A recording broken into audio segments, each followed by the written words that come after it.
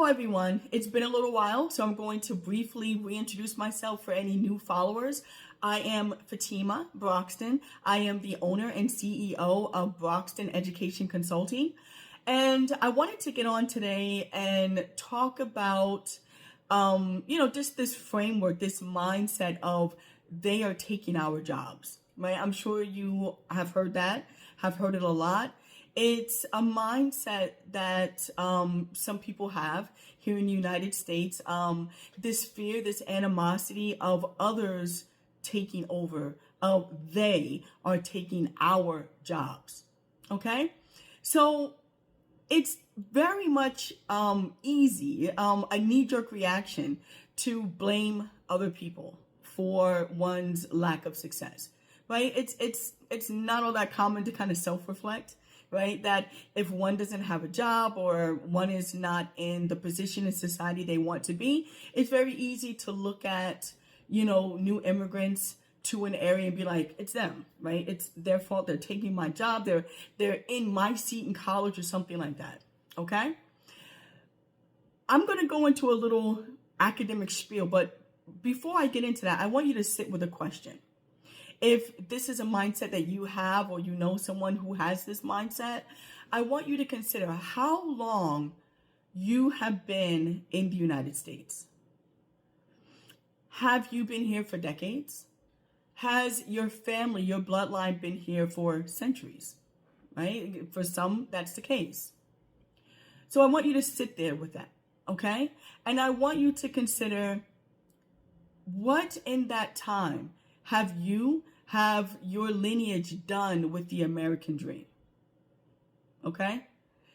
So here I go into this academic spiel.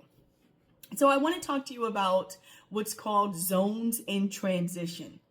Zones in transition is from the field of psychology, and it discusses typical patterns that new immigrants embark on when they come to the United States.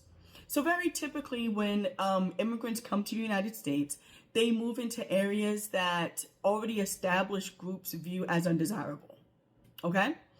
So they move into impoverished urban areas, impoverished rural areas, places where, typically people want to avoid.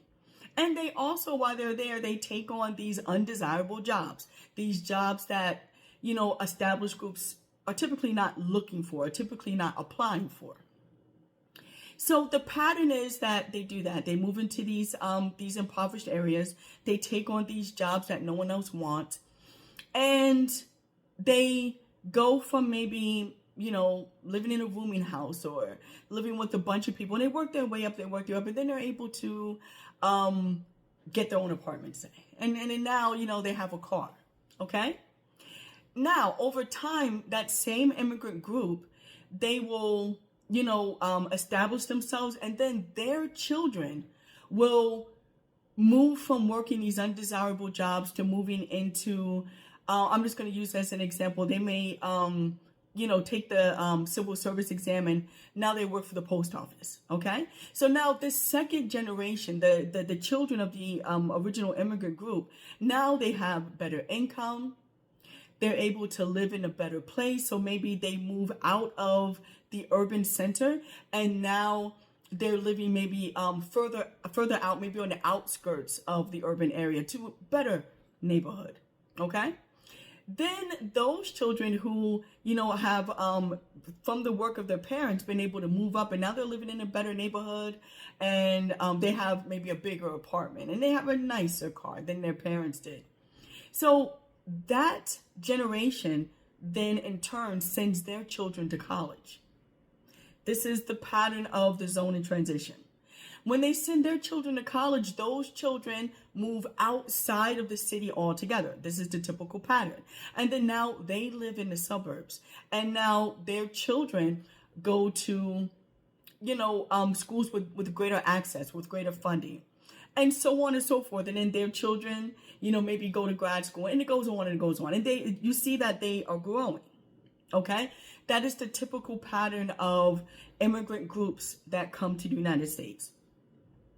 So with that in mind, and going back to the question I asked before I went into that the academic spiel about zones in transition. What have you done with your American dream? In the decades that you have been in the United States, in the centuries that maybe your family has been in the United States,